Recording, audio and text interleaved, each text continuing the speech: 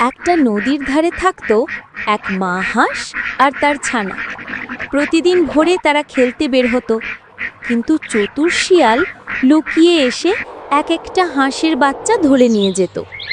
মা হাঁস কাঁদতো, রাগে ফুঁসতো, কিন্তু কিছু করতে পারত না।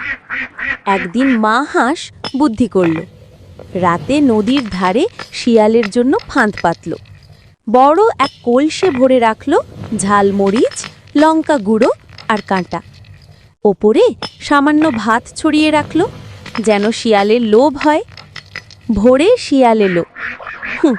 হাঁসের ছানা না পেলে ভাতেই চলবে বলে সে মুখ গুজে কলসের ভেতর ঢুকল। কিন্তু ভেতরে ঝাল আর কাঁটা ঢুকে চোখ মুখে আগুন ধরিয়ে দিল। শিয়াল লাফাতে লাফাতে নদীতে ঝাঁপ দিল। পানি খেয়ে খেয়ে মুখ ঠান্ডা করার চেষ্টা করল।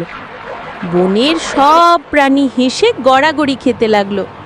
হাঁস বলল, এবার থেকে যদি আমার ছানার দিকে তাকাও তবে আরো ভয়ঙ্কর শাস্তি পাবে।